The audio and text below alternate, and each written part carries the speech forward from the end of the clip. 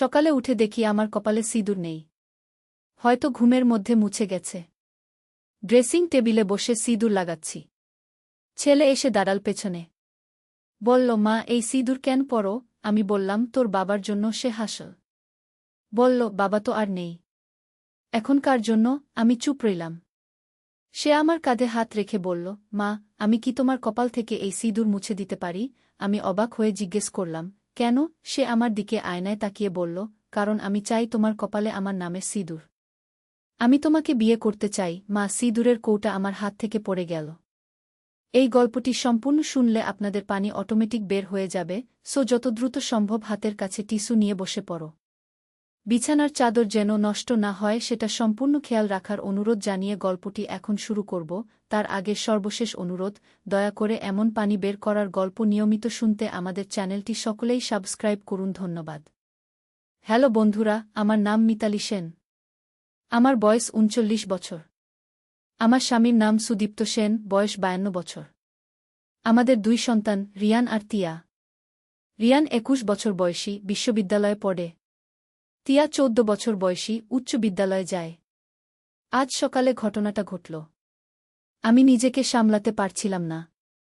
রিয়ান আমার সামনে দাঁড়িয়ে আছে। তার চোখে এমন একটা ভাব যেটা আমি কোনোদিন দেখিনি। আমি তার মুখের দিকে তাকিয়ে থাকলাম। কি বলবো বুঝতে পারছিলাম না। মা, তুমি কিছু বলছো না কেন? রিয়ান আবার বলল। আমার গলা শুকিয়ে গেছে। রিয়ান, তুই কি বলছিস জানিস? হ্যাঁ মা, আমি জানি আমি কি বলছি। আমি তোমাকে ভালোবাসি। শুধু মা হিসেবে না, একজন নারী হিসেবে। আমার মাথা ঝিমঝিম করছে। এটা কি হচ্ছে? আমি উঠে দাঁড়ালাম। রিয়ান, তুই পাগল হয়ে গেছিস? না মা, আমি একদম ঠিক আছি। বাবা মারা যাওয়ার পর তুমি একা। আমি চাই না তুমি একা থাকো। আমি তোমার যত্ন নিতে চাই। আমি রিয়ানের কাঁধ ধরে ঝাঁকালাম। রিয়ান, তুই ভুল পথে যাচ্ছিস। এসব কি বলছিস? রিয়ান আমার হাত ধরল। মা, আমি জানি এটা অস্বাভাবিক লাগছে। কিন্তু আমি সিরিয়াস। হঠাৎ তিয়া ঘরে ঢুকল। মা, তুমি কাঁদছ কেন? আর ভাই, তুই মার হাত ধরে আছিস কেন? আমি দ্রুত রিয়ানের হাত ছাড়িয়ে নিলাম। কিছু না তিয়া। তোর ভাইয়ের সাথে একটু কথা হচ্ছিল। তিয়া সন্দেহের চোখে আমাদের দিকে তাকাল। কিসের কথা? রিয়ান বলল, তিয়া, তুই যা। আমার মার সাথে প্রাইভেট কথা আছে। প্রাইভেট কথা? তিয়া আরও সন্দেহ করল। মা, কি ব্যাপার? আমি কোনোভাবে নিজেকে সামলে নিলাম। তিয়া, তুই নিচে গিয়ে নাস্তা খা। আমি এখনই আসছি। তিয়া অনিচ্ছায় চলে গেল। রিয়ান আবার আমার দিকে এগিয়ে এলো। মা, আমি জানি এটা হঠাৎ। কিন্তু আমি অনেক দিন ধরে এভাবে ভাবছি। আমি পিছিয়ে গেলাম। রিয়ান, তুই আমার ছেলে।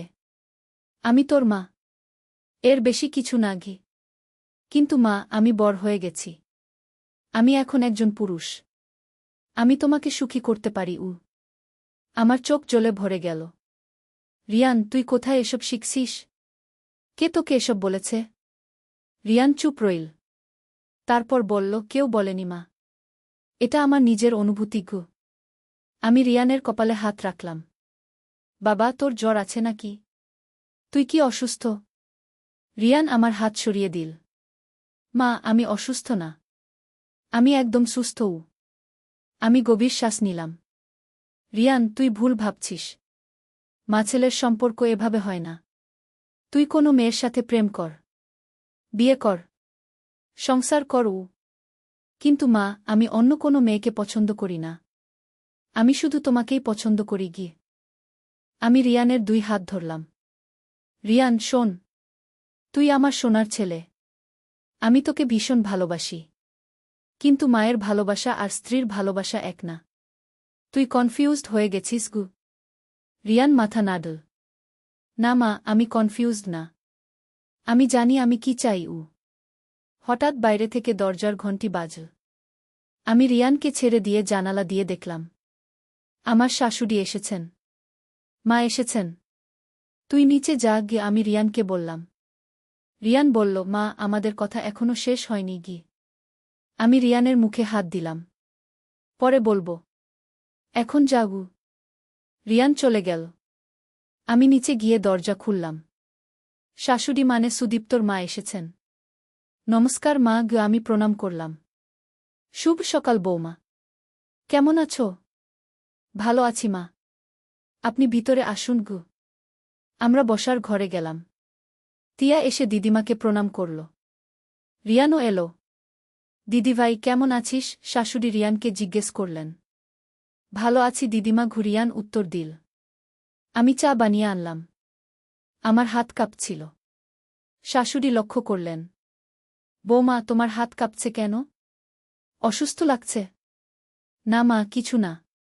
হয়তো চা গরম বেশি খেয়ে আমি একটা অজুহাত দিলাম। শাশুড়ি বললেন, বৌমা আমি আজ একটা কথা বলতে এসেছি। কি কথা মা? আমার এক বন্ধুর ছেলে আছে। খুব ভালো ছেলে, ব্যাংকে চাকরি করে। আমি ভাবছি তোমার জন্য পাত্র দেখি গু। আমি চমকে উঠলাম। আমার জন্য? হ্যাঁ বৌমা। তুমি এখনো অল্প বয়সী, একা একা থাকবে কেন? আবার বিয়ে করো, নতুন জীবন শুরু করোক। রিয়ান হঠাৎ বলে উঠল, দিদিমা মা আর বিয়ে করবে না গি। সবাই রিয়ানের দিকে তাকাল। শাশুড়ি বললেন, কেন রে? তোর মা বিয়ে করতে পারে না কেন? রিয়ান একটু ইতস্তত করল। তারপর বলল, মানে? মা একা থাকতে চায়। আমি রিয়ানকে থামানোর চেষ্টা করলাম। কিন্তু রিয়ান আবার বলল, দিদিমা আমি মার যত্ন নিই। তিয়াও আছি, মার আর বিয়ে করার দরকার নেই। শাশুড়ি ভ্রু কুচকালেন। এটা তো ভুল কথা রিয়ান। তোর মা একা কতদিন থাকবে? তুইও তো বিয়ে করে চলে যাবি গ।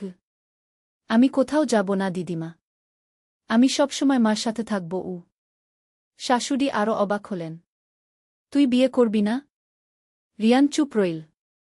আমি দ্রুত বললাম, মা রিয়ান এখনো ছোট, পড়াশোনা শেষ করুক, তারপর এসব ভাববে। শাশুড়ি বললেন, তাই হোক। কিন্তু বৌমা তুমি ভেবো আমার কথাটা গি। আমি মাথা নাড়লাম। হ্যাঁ মা, ভাবব। শাশুড়ি চলে যাওয়ার পর রিয়ান আমার কাছে এলো। তিয়া তার রুমে চলে গিয়েছে। মা তুমি কি সত্যিই আবার বিয়ে করার কথা ভাবছ?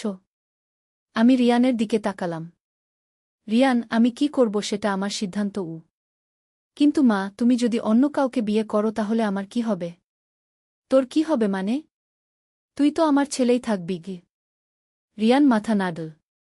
না মা, সেটা আলাদা। আমি চাই তুমি শুধু আমার হয়ে থাকো গু। আমি গভীর শ্বাস নিলাম।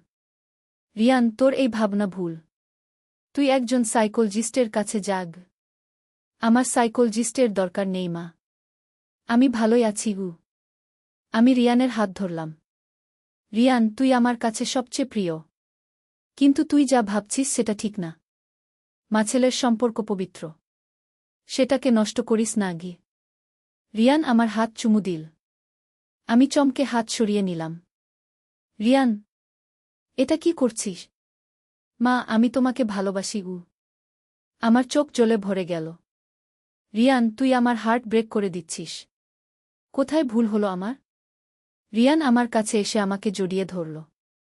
আমি তাকে ধাক্কা দিয়ে সরিয়ে দিলাম। রিয়ান, তুই আমাকে ছুঁজো না এভাবে গু। কেন মা? আমি তোর ছেলে। তুমি আমাকে ছোটবেলা থেকে আদর করেছ। এখন কেন না? সেটা ছিল মায়ের আদর। এখন তোর নিয়ত আলাদা গু। রিয়ান চুপ রইল। তারপর বলল, মা আমি তোমার রুমে আসতে পারি? আমি অবাক হলাম। কেন? আমি তোমার পাশে শুতে চাই। রিয়ান, আমি চিৎকার করে উঠলাম। তুই কি বলছিস জানিস? তিয়া দৌড়ে এলো। মা তুমি চিৎকার করলে কেন? আমি নিজেকে সামলে নিলাম। কিছু না তিয়া। আমি আমি একটা ইঁদুর দেখে চমকেছি গু। তিয়া চারদিক দেখল। কোথায় ইঁদুর? চলে গেছে আমি বললাম। তিয়া রিয়ানের দিকে তাকাল। ভাই তুই অদ্ভুত ব্যবহার করছিস কেন? সকাল থেকে মার সাথে কি কথা হচ্ছে? রিয়ান বলল, তোর কোনো ব্যাপার না তিয়া গি। আমার ব্যাপার নেই মানে? এটা আমার বাড়ি, আমারও অধিকার আছে জানার। আমি তিয়াকে বললাম, তিয়া তুই তোর পড়া দেখ, আমি আর তোর ভাই একটু কথা বলি। তিয়া অনিচ্ছায় চলে গেল। রিয়ান আবার আমার দিকে এগিয়ে এলো। মা, আমি তোমাকে বলেছি আমি তোমাকে ভালোবাসি। তুমি আমার উত্তর দাওনি কি? আমি রিয়ানের দিকে তাকালাম। রিয়ান, আমিও তোকে ভালোবাসি। মায়ের ভালোবাসা। এর বেশি কিছু না গি। কিন্তু আমি চাই এর বেশি গ। আমি মাথা ধরলাম। রিয়ান, তুই আমাকে পাগল করে দিচ্ছিস। কোথায় ভুল হলো? আমি কি তোকে বেশি আদর করেছি? বেশি ভালোবাসা দিয়েছি? রিয়ান বলল, না মা, তুমি ভুল করনি। আমার মনে প্রশ্ন জেগেছে গি। কি প্রশ্ন? রিয়ান গভীর শ্বাস নিল। মা, তুমি রাতে একা শোও। কষ্ট হয় না? আমি লজ্জা পেলাম। রিয়ান, এসব কথা বলিস না গি। কিন্তু মা, এটা তো স্বাভাবিক। তুমি একজন নারী। তোমারও শারীরিক চাহিদা আছে গি। আমি রিয়ানকে থাপ্পড় মারলাম। বদমাস! এসব কথা বলিস কি করে? রিয়ানের গালে হাতের দাগ পড়ল। কিন্তু সে রাগ করল না। মা, আমি ভুল কিছু বলিনি। আমি সত্যি কথা বলেছি। আমার চোখে জল এলো। রিয়ান, তুই কোথায় শিখছিস এসব? ইন্টারনেটে কি দেখিস? রিয়ান চুপ রইল। তারপর বলল, মা, আমি কিছু গল্প পড়েছি। কিরকম গল্প? মাছেলের গল্প। আমি অবাক হলাম। কোথায় পেলি এরকম গল্প? রিয়ান লজ্জা পেল। ইন্টারনেটে ঘু। আমি রিয়ানের কলার ধরলাম। তুই এসব নোংরা জিনিস পড়িস? তোর মাথা খারাপ হয়ে গেছে? রিয়ান আমার হাত সরিয়ে দিল। মা, এগুলো নোংরা না। এগুলো প্রেমের গল্প। প্রেমের গল্প? মাছেলের প্রেম হয় নাকি? রিয়ান বলল, মা, কেন হবে না? ভালোবাসার কোনো বাধা নেই। আমি রিয়ানের দিকে তাকিয়ে রইলাম। রিয়ান, তুই সম্পূর্ণ পথভ্রষ্ট হয়ে গেছিস গু। হঠাৎ দরজার ঘণ্টি বাজল। আমি দেখলাম আমার ছোট বোন রিনা এসেছে। রিনা এসেছে? তুই তোর রুমে যা গিয়ে, আমি রিয়ানকে বললাম। রিয়ান চলে গেল। আমি দরজা খুলে রিনাকে ভিতরে নিয়ে এলাম। দিদি, কেমন আছো? রিনা জিজ্ঞেস করল। ভালো আছি কু, আমি উত্তর দিলাম। রিনা আমার মুখের দিকে তাকাল। দিদি, তোমাকে চিন্তিত লাগছে। কি হয়েছে? আমি কোনো উত্তর দিতে পারলাম না। রিনা আমার পাশে বসল। দিদি, আমাকে বলো। কি সমস্যা? আমি রিনার কাছে সব খুলে বললাম। রিয়ানের কথাগুলো, তার আচরণ সব। রিনা শুনে অবাক হল। দিদি, এটা তো গুরুতর সমস্যা গি। আমি কি করব রিনা? আমি বুঝতে পারছি না গি। রিনা বলল, দিদি, রিয়ানকে একজন সাইকোলজিস্টের কাছে নিয়ে যেতে হবে গু। কিন্তু সে যেতে চায় না গু। তাহলে জোর করে নিয়ে যেতে হবে গু। আমি মাথা নাড়লাম। কিভাবে? সে তো আর ছোট বাচ্চা নেই। রিনা ভাবল একটু। তারপর বলল, দিদি, তুমি রিয়ানকে কিছুদিন আমার কাছে পাঠিয়ে দাও। আমি তাকে বুঝিয়ে বলবো। আমি খুশি হলাম। সত্যি? তুমি পারবে? চেষ্টা করে দেখি। রিনা রিয়ানকে ডেকে নিয়ে এলো। রিয়ান এসে বসল। রিয়ান, কেমন আছিস? রিনা জিজ্ঞেস করল। ভালো আছি খু, রিয়ান উত্তর দিল। রিনা বলল, রিয়ান, তুই কি আমার সাথে কয়েকদিন থাকবি? আমার একটু হেল্প লাগবে গি। রিয়ান সন্দেহের চোখে তাকাল। কিরকম হেল্প? আমার কম্পিউটারের কাজ আছে। তুই তো কম্পিউটারে ভালো গু। রিয়ান আমার দিকে তাকাল। মা, আমি খালার কাছে যাব? আমি বললাম, হ্যাঁ, যা। খালার হেল্প কর। রিয়ান রাজি হল না। না মা, আমি তোমাকে একা রেখে যেতে পারব না গি। রিনা বলল, রিয়ান, শুধু 3 দিনের জন্য। তোর মা একা থাকতে পারবে গি? রিয়ান আবার আমার দিকে তাকাল। মা, তুমি কি আমাকে দূরে পাঠাতে চাও? আমি বুঝতে পারলাম রিয়ান সন্দেহ করছে। না রিয়ান, তুই খালার হেল্প করে আয়। আমি ভালোই থাকব গু। রিয়ান ভাবল কিছুক্ষণ। তারপর বলল, ঠিক আছে। কিন্তু 3 দিনের বেশি না গি। রিনা খুশি হল। ঠিক আছে রিয়ান। আমি আজ সন্ধ্যায় তোকে নিয়ে যাব গু। রিয়ান নিজের রুমে চলে গেল। আমি রিনাকে ধন্যবাদ দিলাম। রিনা চলে যাওয়ার পর আমি একা বসে ভাবতে লাগলাম। রিয়ানের আচরণ দিন দিন খারাপ হচ্ছে। আমি কোথায় ভুল করেছি? সন্ধ্যায় রিনা এসে রিয়ানকে নিয়ে গেল। রিয়ান যাওয়ার সময় আমাকে জড়িয়ে ধরল। আমি অস্বস্তি বোধ করলাম কিন্তু কিছু বলতে পারলাম না। মা, আমি তোমাকে মিস করব, রিয়ান বলল। আমিও তোকে মিস করব, আমি উত্তর দিলাম। রিয়ান চলে যাওয়ার পর বাড়িতে শান্তি নেমে এলো। তিয়া তার পড়াশোনা নিয়ে ব্যস্ত। আমি একটু স্বস্তি পেলাম। রাতে খাওয়ার সময় তিয়া জিজ্ঞেস করল, মা, ভাইজের কি হয়েছে? সে অদ্ভুত বাহেব করছিল। আমি বললাম, তিয়া, তোর ভাই বড় হয়ে যাচ্ছে। বয়সের সাথে সাথে মানুষের আচরণ পরিবর্তন হয় গিয়ে। তিয়া মাথা নাড়ল। কিন্তু মা, আজ সকালে তুমি আর ভাই যে কথা বলছিলে সেটা অদ্ভুত লাগছিল গু। আমি চমকে উঠলাম। কিরকম অদ্ভুত? মানে, ভাই তোমার খুব কাছে দাঁড়িয়েছিল। আর তোমাকে দেখে মনে হচ্ছিল তুমি ভয় পেয়েছ। আমি তিয়াকে আশ্বস্ত করার চেষ্টা করলাম। তিয়া, তুই ভুল বুঝেছিস। আমি ভয় পাইনি গু। তিয়া সন্দেহের চোখে আমার দিকে তাকাল কিন্তু আর কিছু বলল না। রাতে শোয়ার সময় আমার খুব অস্বস্তি লাগছিল। রিয়ানের কথাগুলো মাথায় ঘুরছিল। সে বলেছিল সে আমার রুমে আসতে চায়। আমার পাশে শুতে চায়। এসব ভেবে আমার গা ঘিন ঘিন করছিল। রিয়ান যে গল্পগুলোর কথা বলেছিল সেগুলো কিরকম গল্প? মাছেলের মধ্যে এরকম সম্পর্কের গল্প? এসব কি জিনিস? আমি ভাবতে লাগলাম রিয়ান কখন থেকে এভাবে ভাবা শুরু করেছে। তার বাবা অনিন্দ মারা যাওয়ার পর আমি একা হয়ে গেছি। রিয়ান হয়তো ভেবেছে সে আমার যত্ন নেবে। কিন্তু সেটা এভাবে। পরের দিন সকালে উঠে দেখি তিয়া স্কুলে যাওয়ার জন্য তৈরি হচ্ছে। মা, আজ আমি বন্ধুদের সাথে পার্কে যাব। দেরি করে আসব, তিয়া বলল। ঠিক আছে। সাবধানে যাবি। তিয়া চলে যাওয়ার পর আমি একা। ফোনে রিনাকে কল করলাম। রিনা, রিয়ান কেমন আছে?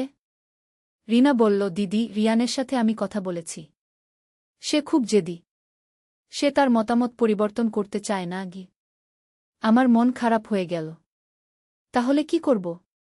দিদি, আমি একটা সাইকোলজিস্টের সাথে যোগাযোগ করেছি। তিনি বলেছেন রিয়ানকে কাউন্সেলিং করাতে হবে গে। কিন্তু রিয়ান তো রাজি হবে না গে। রিনা বলল, দিদি, আমি রিয়ানকে বলেছি যে একটা কলেজের অ্যাডমিশন গাইডেন্সের জন্য কাউন্সেলরের কাছে যেতে হবে। সে রাজি হয়েছে গু। আমি খুশি হলাম। সত্যি? তুমি বুদ্ধি করেছ। হ্যাঁ দিদি। আমি আশা করি এতে কিছু উপকার হবে গু। দুপুরে হঠাৎ রিয়ান ফোন করল। মা, তুমি কেমন আছো? রিয়ান জিজ্ঞেস করল। ভালো আছি। তুই কেমন আছিস? আমি ভালো নেই মা। তোমাকে ছাড়া থাকতে পারছি না গি। আমার বুক ধড়ফড় করতে লাগল। রিয়ান, এরকম বলিস না। তুই খালার কাজ শেষ করে আয়। মা, আমি আজ রাতেই চলে আসতে চাই। না রিয়ান, তুই খালার হেল্প কর। 3 দিন তো একটা কথা দিয়েছিস। রিয়ান চুপ রইল কিছুক্ষণ। তারপর বলল, মা, তুমি কি আমাকে দূরে রাখতে চাও? না রিয়ান, তুই ভুল ভাবছিস গু। তাহলে আমি আজ রাতেই আসছি গু। রিয়ান, তুই খালার সাথে কথা বল। আমি পরে তোকে ফোন করব গু। আমি ফোন কেটে দিলাম। তারপর রিনাকে ফোন করলাম। রিনা, রিয়ান বাড়ি আসতে চাইছে গু। রিনা বলল, দিদি, আমি রিয়ানকে বুঝিয়েছি।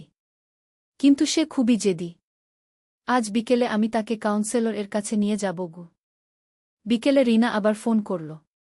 দিদি, আমি রিয়ানকে কাউন্সেলর এর কাছে নিয়ে গেছি। কি হলো? কাউন্সেলর রিয়ানের সাথে 1 ঘন্টা কথা বলেছেন। তিনি বলেছেন রিয়ানের মধ্যে একটা জটিল সমস্যা আছে গি। আমার মন আরও খারাপ হয়ে গেল। কিরকম সমস্যা? তিনি বলেছেন এটাকে অয়েডিপাস কমপ্লেক্স বলে। যখন একটা ছেলে তার মায়ের প্রতি রোমান্টিক ফিলিংস ডেভেলপ করে কি। আমি অবাক হলাম। এরকম সমস্যা আছে নাকি? হ্যাঁ দিদি।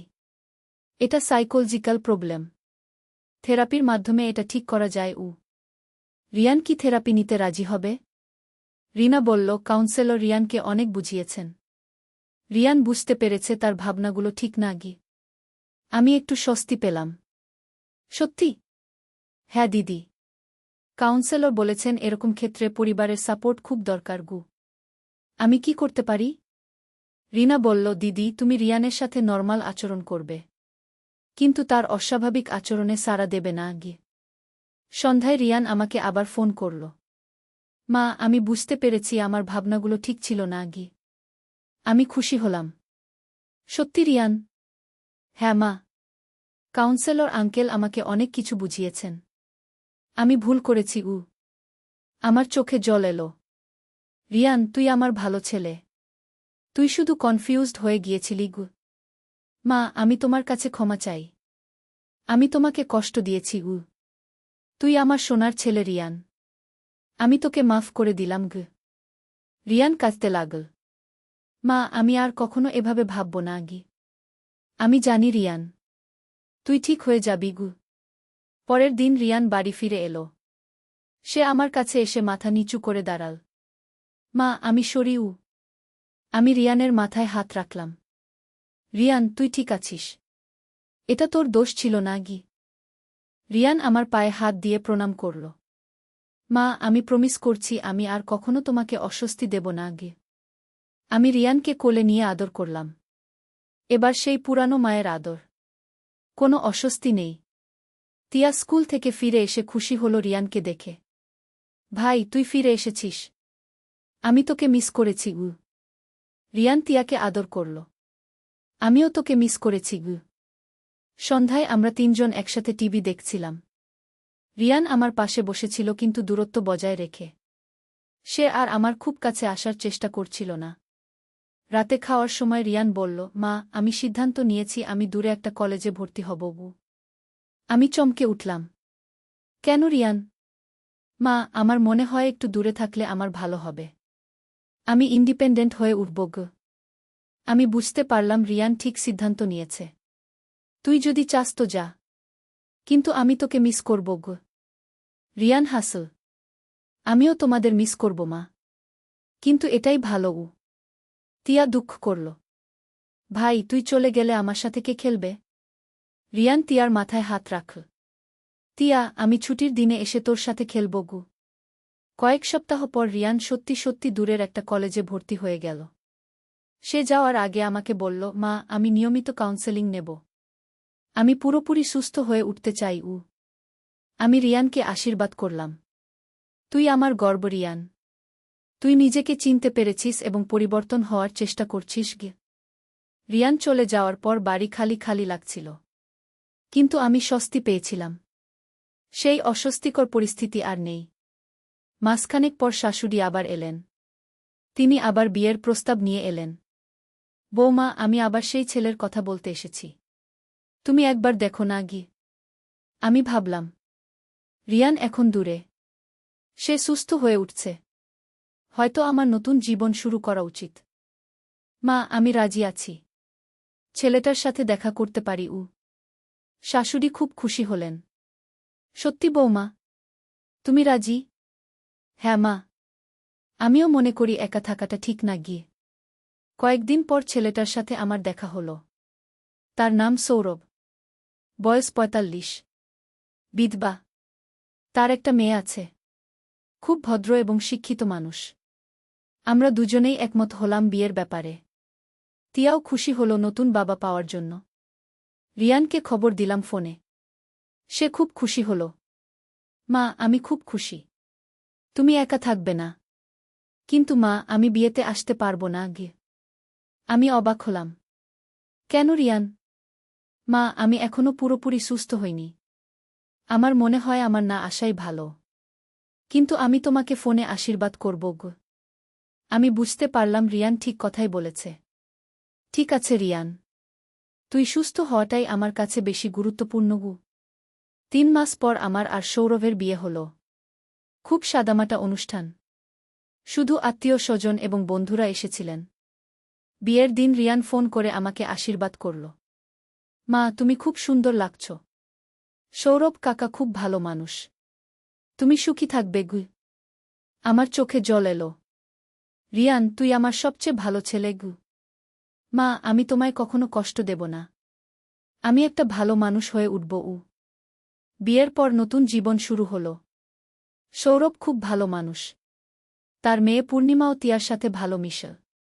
আমরা নতুন বাড়িতে উঠলাম। তিয়া নতুন স্কুলে ভর্তি হল। সবকিছু ঠিকঠাক চলতে লাগল। রিয়ান মাসে একবার ফোন করে। সে পড়াশোনায় ভালো করছে। নিয়মিত থেরাপি নিচ্ছে। ধীরে ধীরে সুস্থ হয়ে উঠছে। ১ বছর পর রিয়ান ছুটিতে বাড়ি এলো। কিন্তু আমার নতুন বাড়িতে না, সে গেল রিনার কাছে। রিনা আমাকে ফোন করল। দিদি, রিয়ান অনেক চেঞ্জ হয়েছে। সে এখন নরমাল। আমি খুশি হলাম। সত্যি? হ্যাঁ দিদি। সে এখন একটা মেয়ের সাথে ফ্রেন্ডশিপ করেছে। তার নাম অনন্যা। আমার মন ভালো হয়ে গেল। অনন্যা কেমন মেয়ে? খুব ভালো মেয়ে দিদি। একই কলেজে পড়ে। রিয়ান বলছে সে অনন্যাকে বিয়ে করতে চায়। আমি কেঁদে ফেললাম খুশিতে। রিয়ান তাহলে সম্পূর্ণ সুস্থ হয়ে গেছে? হ্যাঁ দিদি।